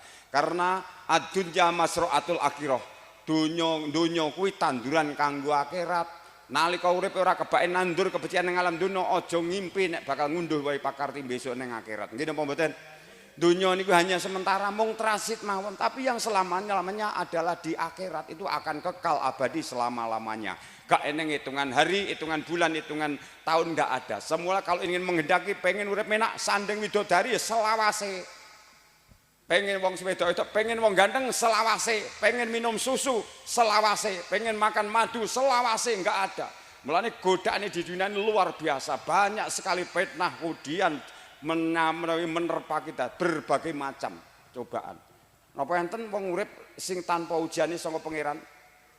Enten apa mboten? Tidak ada yang lepas dari ujian Allah. Kabeh ngrasani dicoba kalau pangeran. Eneng wong sing rezekine lancar, awake sehat, ndalah gagal panen. Ndalah diapusi wong, ndalah raja kayane mati, ndalah ngopeni wong tua tahunan ora mari-mari, ndalah kecelakaan wis sampai enggak karo-karo ngentekne bondo dunyane, dulure gendeng dan lain sebagainya. Enggak ada yang sempurna satu keluarga pun. Nggih napa mboten? Lah sampean memandang itu jangan salah persepsi. Sesungguhnya orang lain itu sibuk menjalani ujiannya masing-masing. Jadi rasa meri, giliran awake dhewe waras suatu saat yo akan menjalani jenenge napa ganjaran pangeran kadang dikei loro. Lah nek wis loro si waras ki wajibe kudu ngendang yang sing waras wajib ngendang yang si loro. Besok nek si loro wis mari, genten si waras yo malih loro diendangi rak ngoten to nggih. Namung gilir gumanti. Mulane nek pengen sedekah kuwi nek ndelok wong loro aja nggawa panganan sing rena-rena. Wong awake lara kabeh mbok gawane panganan sing apel, sing anggur, sing tetek bengek, sing sate. Wong awake lungkrah kabeh arep mangan ora ning rasane mbok gawane enak-enak. Kleru to ngene iki. Lah nek pengen sedekah ngoten niku usia sampean jak wong sing waras. Ayo Kang yang warung tak jajakne sate sing enak, mesti ndang tukul. Besok kowe nek ndang tukul genten siji wong waras neh, mesti langsung ndang tukul. Aja nek pas lara mbok gawane panganan enak-enak, kleru niku. Lah mengke besok balese ya niku nek sampean wis lara. Kita yo digawakne ngono kuwi, enak napa mboten? Mboten menak, mlane direzeki. Ayo Kang jajal yang warung bareng ayo. Sak anak bojomu jakan kabeh nih. Jaminane ngono kuwi ya swarga. Soale kuwi yo ngibadah, gawe senenge wong kalebu ngibadah. Enak-enakan mawon nek ngaji kalih kula wis rasa digawe angel-angel. Elengo niki semua akan mengalami kehidupan setelah kematian. Yen wis mati pondo ra melu bojo ayu wis ana sing nemu ana kubur keloro-loro anak putu ra gelem ndonga ana kubur padha tangisan anak putu rebutan warisan. Naudzubillah min. Enten tiyang riki wong tuane mati terus debok lenggo ngedusi urung garing ngeker-ekeran perkara warisan ngoten niku enten. Enten kathah malahan. Wah. Sumbere ya kaya ngene iki. Cobi mang bayangne. Awake dhewe niku warisane mbah-mbahe leh marisi karo mbahe neh, genten diwarisne teng anake putune teng kula jenengan. Ndak ngoten to nggih. Lah mulane sapa sing serakah babakan kuwi mesti ora barokah uripe. Soale iki membunuh rezekine anak cucu yang akan datang. Ora kok kualat karo mbah-mbahe. Kualat karo anak putumu si bakal teko soale iku cadangane anak putumu genten mbok warisne. Nek iso tambah aja malah didoli. Paham? Nah, iki ora kualat karo wong tuwa, kualat karo anak putu sih arep teko kuwi soalé cadangane anak putu. Lah teng mriku mlane sing ngati-ngati babakan pembagian waris niki wau. Terus niki sing akeh wong NU gawe tembangan wong NU. Bapake NU ibune muslimat, kakange Ansor adike Fatayat, adike Fatayat. Talilane saben malam Jumat mulih talilan mesti nggawa rahmat kok berkah. Talilane saben malam Jumat bubar talilan mesti nggawa rahmat berkat. Bingung kowe wong aku kiai angel. Angel wis angel. Maksudnya iki berkat sing wis mambu donga kuwi oleh sawabe donga. Bapak Ibu sekalian, jaman saiki niku nek ijek ning anak putu si gelem ndongakne wong tuane si wis sedo, enten rika padha wae nampa paketan istimewa. Dadi aja napa aja salah tampa jarine nek ndongakne sowan yang cikal bakal yang punden jare musyrik. Kuwi ngono gumantung ana niate. Nek niate bener sok awe bumi tanah Jawa setiap sejengkal tanah eneng sing ngreso. Desa-desa setiap desa eneng cikal bakal ning pundene to nggih. Nah, wong mati kuwi namung jasate si mati ning rohe tetep urip. Rohe tetep jangkung anak putu. Dadi kula jenengan sebagai duriyahe mbah-mbah si wis sedo, anak putune perkembangane umure tekan pira iki lagi ngopo mbah-mbah niku ngertos sedaya. Contone akeh to anak putu si diendangi mbah wis mati kadang petuk dalam mimpi ngoten enten apa mboten? Enten apa mboten? Nah, sok ngono roh kuwi tetep mboten mati iso jangkung nyang anak putu. Indonesia kuwi anane iso tukul pemimpin-pemimpin baik, pemimpin-pemimpin besar niku karena dijangkung karo roh-roh suci. Dadi nek roh-roh suci kene jangkung nyang anak putune mergo nyawang anak putune niku nek uripe napa uripe becik, tumintae becik, ngamali becik, sedekahe apik, iso memancarkan basirah, aura positif, sinyal yang positif yang alam kubur sehingga alam kubur oleh berkah sawab donga congo duriyahe anak putu, alame peteng malih dadi padang. Nikmate kuwi ora kaya nalika urip ning alam donya, nikmat mangan sate, nikmat ngombe kopi, ngombe susu mboten. Napa niku daharane ngalam kubur wis karek tekane sawab donga saka anak putu. Mulane nek kula jenengan ra nate ndongakne leluhure kuwi sampean padha karo memutus silaturahim. Dadi nalika jek urip aja semeken kaya ora butuh dongane wong liya. Nggih napa nggih? Nah niki dhek kewajiban nalika urip kudu sregep ndongakne wong sing wis mati. Nek ndongakne wong mati wis tenanan sih ikhlas diniati amarga tilah diuncang pidaan ya kudu aja niate nggo golek berkat tok. Nanging yo kudu ibadah. Nek niatmu ora bener, olehmu kuwi bar ndonga ora ditampa, olehmu mulih berkat tok kuwi. Berkat bar mangan lek bar. Tapi nek niatmu bener, nek niate bener, besok kowe nek mati si ndongakne genten sing urip. Krana tanduramu nalika urip kowe ndongakne wong mati ora ikhlas. Nggur ngarep-ngarep berkat tok. Besok si ndongakne wong urip, besok nek kowe wis mati ora teko kowe, ngoten maksude. Saged ditampa niki. Saged to nggih? Nah, mulane teng riku. Lah masalah donga teko ora kuwi ora urusane menungso. Sosok eneng semekehen ngoten niku nyantri lagi pirang taun ngene jare pidakane didhewek-dhewekne wong NU dhewe, wong Abangan dhewe, wong Muhammadiyah dhewe jare. Ya kaya ngono sosok enten Pak kula natos dadi rais pidah ning daerah loran mriku. Ning daerah Karangrejo enten grup Simo Gilis barang niki. Jare napa niku? Jare nek sing ora wudu jare dongane ora teko. Terus nek ora si santri tenan ora teko, terus di wong Abangan dianggap cadangan. Malah suarane moden iki sadurunge aku mimpin pidaan awit niku nuwun sewu Mbah Yai. Nika jamaah kirang langkung 350 mun kependhet serep lah ngono ki lambene moden. Cobi mang bayangne Pak, ngono ki tembung elek napa apik? Ketok ngene iki berarti ada dusta di antara kita. Kita ada dinding memisah yang membeda-bedakan. Masalah donga teko ora urusane pangeran durusamu, ora sambiji sak padane urip aku. Wong urip sing penting persembahkan sang baik, sang sapadane urip persembahkan yang terbaik ning ngersani sing gawe urip. Sing biji wong urip kudu sapadane urip, sing biji wong urip cukup sing gawe urip. Beres to nggih. Masalah dongane teko ora kuwi urusane pangeran. Lah donga teko ora tergantung duriyahe anak turune si wis sedo niku lah niate bener apa ora. Nek niate bener kuwi ya awake dhewe termasuk kiyaine termasuk jamaah mung bantu. Mulane kula nek kon mimpin rois sepedaan ngoten niku nek anak putune duriyahe niku kabeh aku mimpin donga plentas-plentus gak karu-karuan terus akhire si anak putune si wis mati iki malah timo jagongan rokok-rokokan ning jaba aku ora gelem Pak.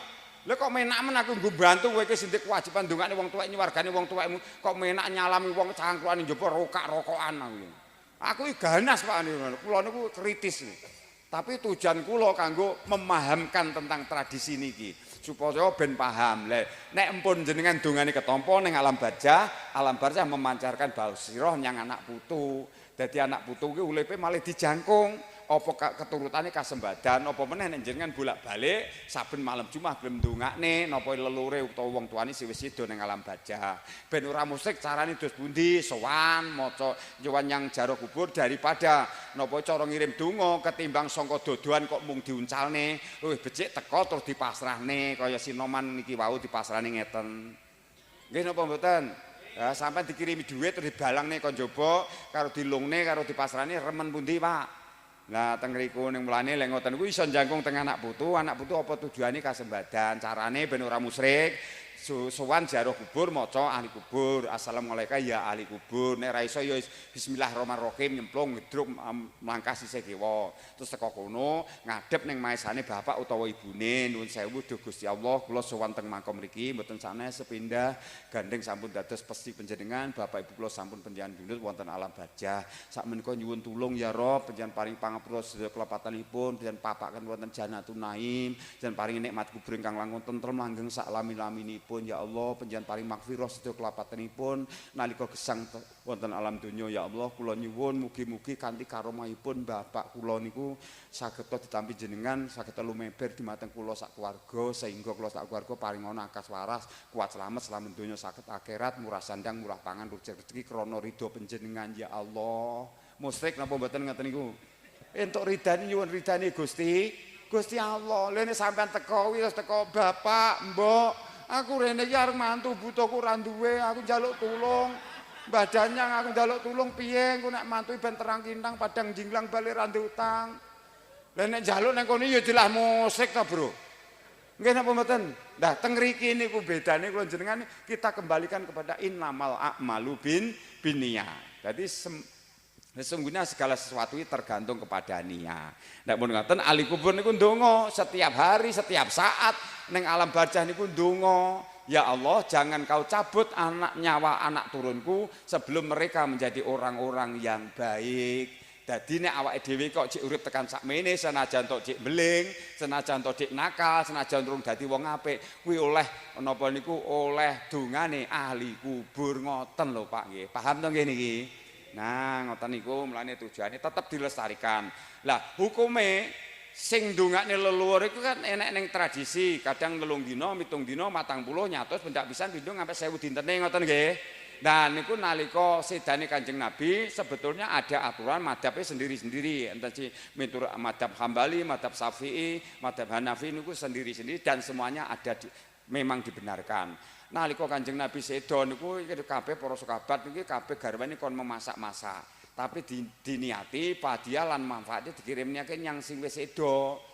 Lah terus sapa sing sedekah nalika sedane pas 7 dinane apa 7 dinane, sedekah fadilahe barokah manfaate kanggo dikirimne yang sing ahli kubur, mongko neng ahli kubur bakal lepas dari siksa kubur dan fitnah kubur selama niku akan kekal ngampe tekan 7 dinane terus ngampe tekan 40 dinane. 40 dinane ahli waris sedekah neh apa wae kemampuane, arek napa sedekah soto, arek sedekah gule, arek setengah pecel, arek tengah rawon, hadiahe manfaate dikirimake yang leluhure bapak ibune kuwi bakal langgeng lepas dari siksa kubur dan fitnah kubur ngampe tekan 100 dinane. 100 dinane sedekah mulai sampai pendak pisan pendak bido ngampi 1000 dinane. Nek mun 1000 dinane ateges pun ngancik swarga langgeng kekal abadi teng alam barzah, menikmati alam barzah, menunggu napa hari pembangkitan, menunggu anak cucu kita. Dadose kula lanjenengan sami jangan sampai melalaikan para leluhur kita. Karena Indonesia semua negara di dunia ini akan hancur karena kalau sudah melupakan leluhur. Niki sing bahaya. Karena alam pasti akan murka karena banyak manusia yang bangga dengan dosa-dosa. Akhirnya semua roh alam termasuk daun-daunan, bumi, laut dan lain sebagainya itu dia ikut berzikir dan dia akan murka. Disitulah kalau Allah sudah menghendaki maka umat segoro digawe umat jolotri enggak kurang dalan. Pangeran cukup ngucapake kun apa sing tak kendane dadi mesti dumadi. Nah ini sudah terjadi. Mulane kula lanjengan sami kedah kebake pangatos-ngatos jroning gesang niki. Mila saking menika monggo urip kudu kebake akeh, jangan pernah berhenti berbuat kebaikan dimanapun, kapanpun, dalam keadaan apapun. Kanjeng Nabi dawuh khairunas anfa'uhum linas, sak becik-becike manusa yaiku nalika uripe akeh manfaate kanggo wong liya. Dadi urip iki lha mbok sugih to, pinter to. Ora ning manfaati karo tangga teparo, ora ning paedahe leh urip. Nggih napa mboten? Ahli ibadah to, ora rukun karo ora srawung karo tangga teparo, ora ditampa ngibadahi. Nggih napa mboten? Niki bukti, Pak. Mulane ayo uripe ora usah semeken, ora usah dhuwur-dhuwuran, ora usah napa niku sok-sok merasa orang yang paling hebat. Ciri-cirinya orang yang baik itu sesuai kata Rasul. Orang yang baik itu yaitu orang yang tidak pernah menunjukkan kebaikannya. Dieling-eling, wong sing apik gak nate ngetokne kebecikane. Mulane wong-wong apa kulino ngetokne apike, ngetokne kebecikane iki tanda-tandanya orang yang tidak baik. Nggih napa mboten? Lah kupu-kupu itu indah dipandang tapi dia tidak pernah menjelaskan bahwa saya ini cantik, saya ini elok, saya ini enak dipandang. Dia tidak pernah menjelaskan seperti itu.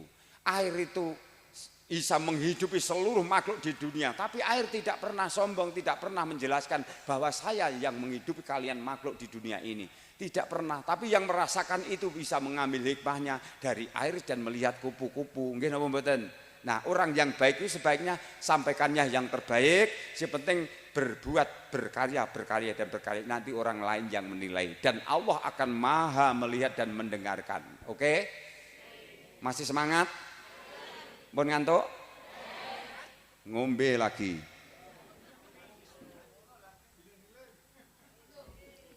Ilir-ilir waumpun. Sapa sing ngelak? Kowe ngelak. Lha kowe bocah santri desa kowe gak ombeni ngene iki ndang alergi kowe watake. Lah iya kowe nek ora tawar malah kowe dikeroki dadekne gawe. Sapa sing tawar? Ki tawar kabeh nek penyanyi. Modele kaya ngono. Lah penyanyi kula dhisik niki garing-garing lho, Pak. Lah saiki mulai seger du.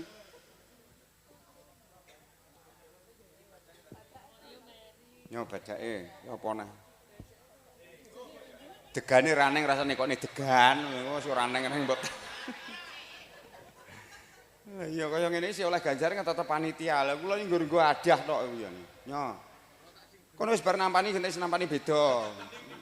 Ya wong iki santri desa. Lagune napa niki? Pepeling jenggleng, bingung nih wong. Pepeling kok dijenglengne. Nek jengleng judule ayo salat iku versine lirike caping gunung. Nek pepeling ya dhewe, dibawane apa ora batikno kon bawa nek jane. Bawa dandang gula batik.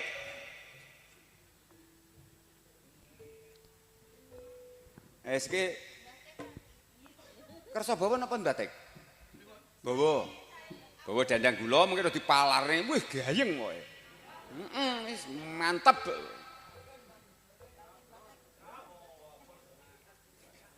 Monggo. Mun saguyu langsung tidak mriki. Kula niku lho kula niku petuk Kang Suyat, petuk Bumanti kuwi biasa Pak Gojen. Soale ngene niku wau, si penting kula niku wis niat kula mboten ada niat, mboten ada motivasi ingin melecehkan, ingin menyakiti, ingin merendahkan ndak ada. Niat kula nggih tetep awake dhewe biar bagaimanapun adalah saudara. Iki bawa dandang kula pitutur saking Pak Ismu. Nah, mending Pak Ismu jurakan bolu niku. Sedap rasa. Iki dirungokne iki bawa medeni iki. Wah, ngati-ngati. Pak Jerman ya. Lah ya, Mbah Tik iki cara dadi mubalek niku suarane menak ya. Menak ya, kaya ngono ora dadi kiai. Iki ae. Iki ae lha kok ora dadi kiai, mari bolak-balik nyang ndi ngalor itu nggawe ni kledek ae lho, Mas. Lah kuwi akhire lah iya kuwi ra yo gawe ni kledek to. Lah kledek niki tibake dulur kula kang sida kerto niku lho, Bu. Ya asli sik trah waris jane. Trah waris. Ngono kok ngladak ya. Lah ngladaki sampean dadi pejabat ora tau nyadong belas. Niki pun pira mau? 500. Nggih. Oh iya wis. Wis rasa mikir materi, Mbah Tik. Wis penting semoga nyuwun tulung dibawani. Urip pisan. Oi. Ing donya tan lambi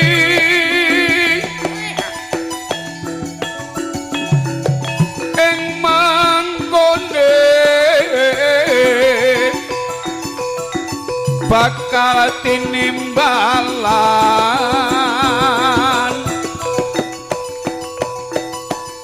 sowan marang pangerane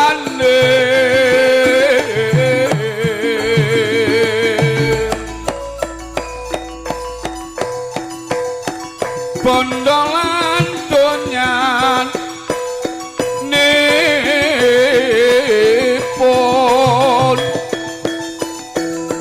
ora bakal kinawa mati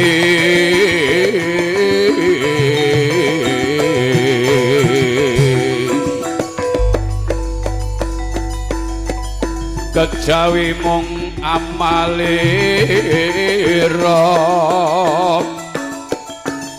sarta iman nipun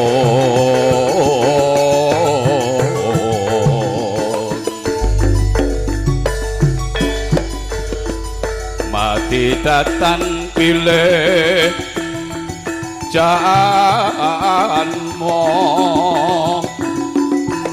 lanang wadon enom tuwa bakale mati manjing jaman klan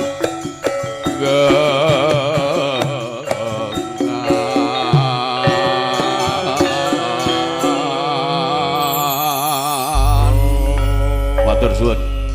Tibak napa peling lho? Sangar. Ngingetne marang kematian. Alhamdulillah. Cadong neh. Loh kok karek ijo? Alhamdulillah. Batine batikno wis mateng iki. Petuk kiai sitok iki. Wis ndiaplek iki tenan. Pun. Batikno ben ikhlas. Sedekah kuwi padha-padha urip iki ra nate hidup di dunia enggak ada kata puas, Pak. Isine mung kurang dan kurang. Ngene apa mboten? Walaupun semua sudah tercapai, isinya liyane mboten, isinya liyane kurang mboten enten. Maka untuk mencukupi kita, jangan pernah kalian memohon agar menjadi orang kaya. Tapi mintalah agar supaya dijadikan orang yang cukup, karena orang kaya itu belum tentu cukup, tapi orang cukup itu betul-betul orang yang kaya. Betul? Nah, jangan pernah kalian memohon agar menjadi orang yang pinter, tapi memohonlah agar jadi orang yang jujur, karena orang jujur itu pasti pinter, tapi orang pinter belum tentu kalau Jur. Udut nek. Ayo monggo katur pepeling sinarengan Nyu Putra Wali AAAY. Ya lagu nyar.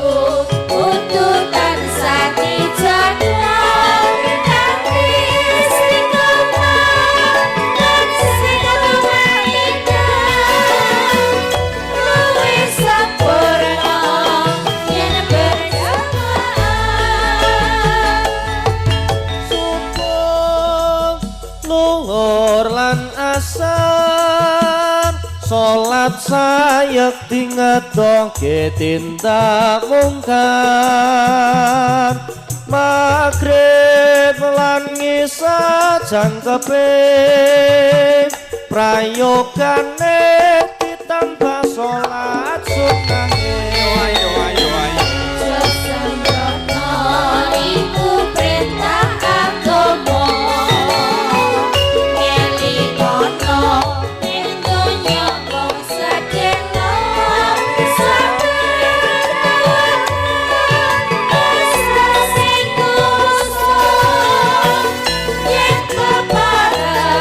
besok muga suwarga.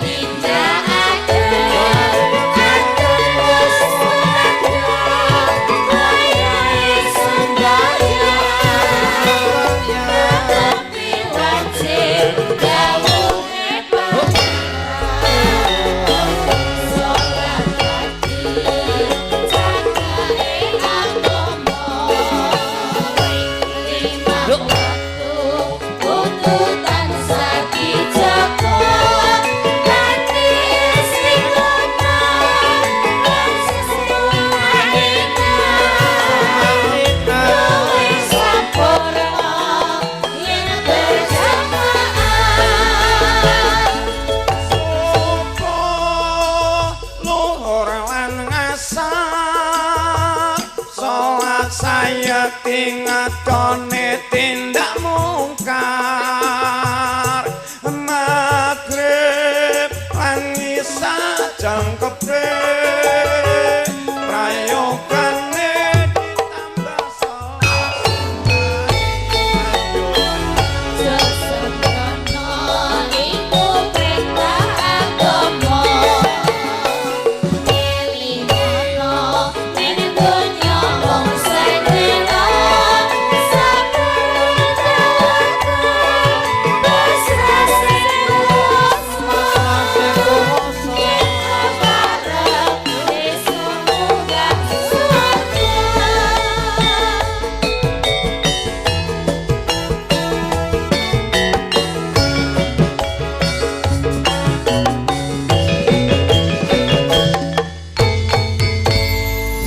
Nabi Muhammad.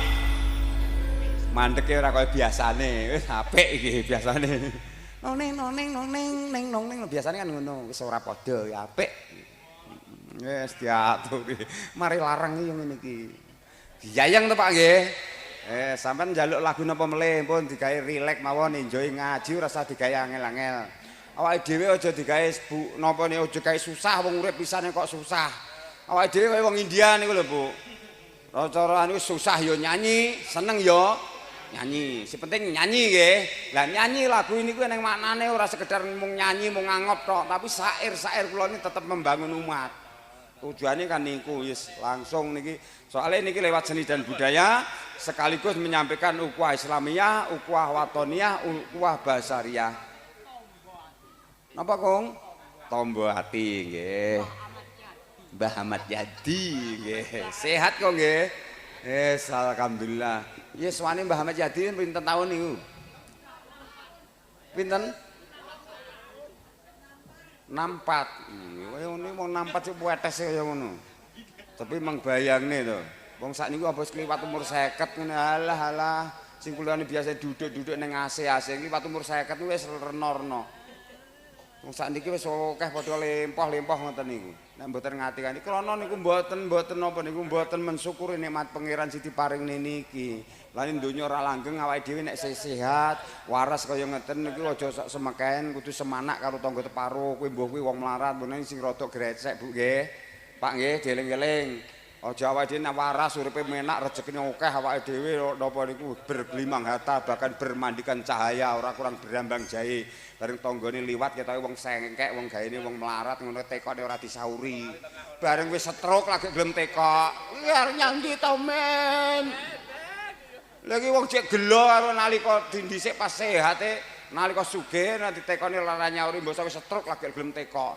Watake jenenge Sarmen lah kelingan loro ati cara nyapa tekok barang ngono omong dhewe karo Subasa ngono.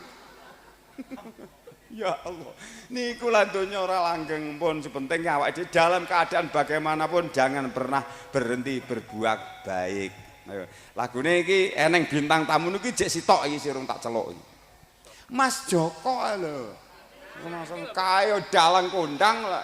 Kula niku yo ngeten iki Pak ciri khas kula di manapun petuk saudara kita mesti saya napa mesti kula todong. Pertama niat kula ora kok njaluk pengen disawer. Jane niku sampean kleru nyawer kula niku Mbah Tek. Wong ku ora disawere kula niku mulih wis dikai sangon, wis diingoni, wis dikai kopeni rokok ora kurang berambang jahe. Nek urip nggur mikir materi apa-apa pengen opah, bayar duit-duit kita pasti akan menyesal. Soale dirembuk kok kaya ngapa kula jenengan iki nek ngrembuk perkara rezeki jek luwih sugih Gusti. Pun telas habis perkara to nggih. Mulane sing penting senajan to gak awake dhewe gak diberi apa niku kesugihan bentuknya harta benda paling ora awake dhewe iki sehat lahir sak batine, ayam tentrem sak keluargane, sesuk anake wayah nyadong eneng, wayah liwet daringane ya eneng, ngono wae beres Bu nggih. Nggih napa mboten? Terus digoleki arek apa? Apa nek sugih mesti cukup, mesti bahagia? Ora jaminan. Wong contone akeh wong sugih gantung kan ya pirang-pirang to nggih. Nggih napa mboten? Sok ngono bondo donya ora jaminan nek urip iso bahagia donya akhirat. Wong donya ora bahagia kok akhirat meneh. Monggo Mas Joko. Halo wonge. Tak delok seragame coklat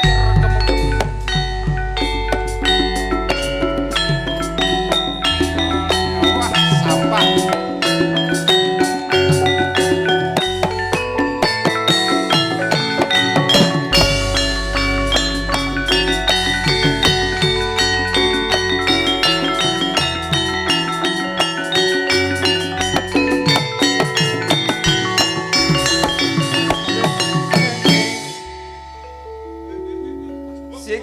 Kala kang tumingal acampo medalira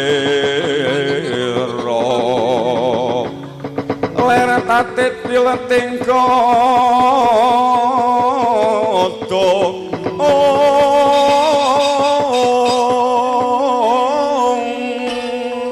binjang sang aji micil latino medaleus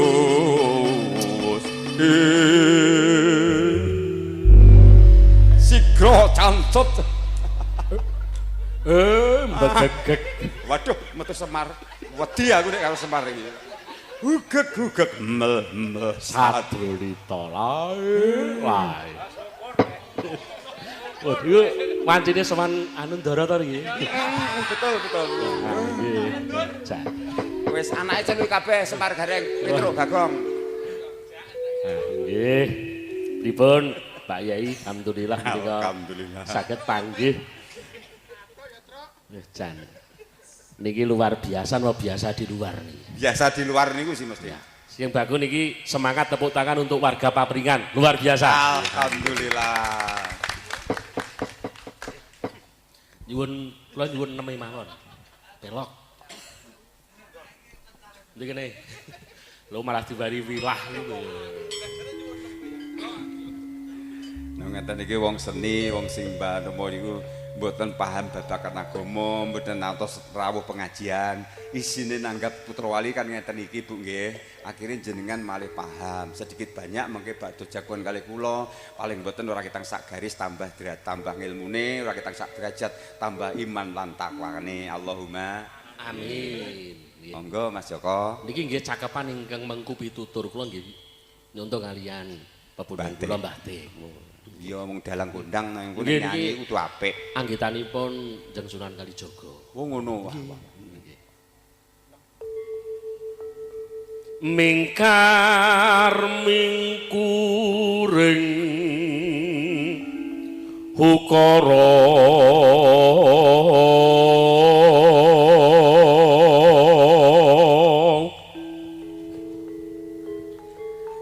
akarana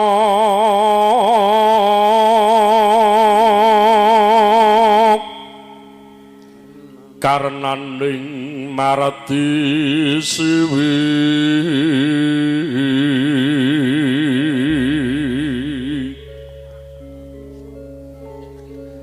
sinawung resmine kita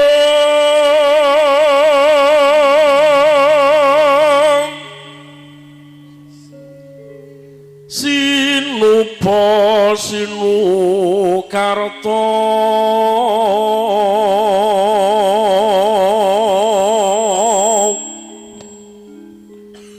Brekertarta pakar dening ngilmu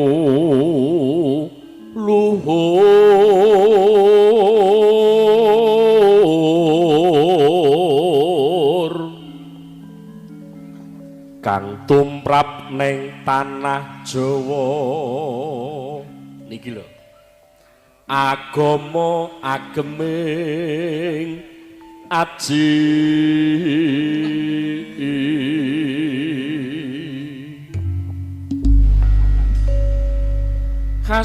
hasbunallah wa ni'mal wakil ni'mal maula wa ni'mal nasir wala haula wala quwata illa billahil aliyyil azim Gusti Allah sesembahanku ingkang tetulung marang aku ora ana kaya linangkung kejaba sesing Allah kang moho sedulurku aja ngenti kliru mung Gusti Allah sesembahanmu rinten lan telu mung limang wektu kanggo mrasta mungkar lan nepsu Sedulurku aja nganti kliru mong Gusti Allah sesembahanmu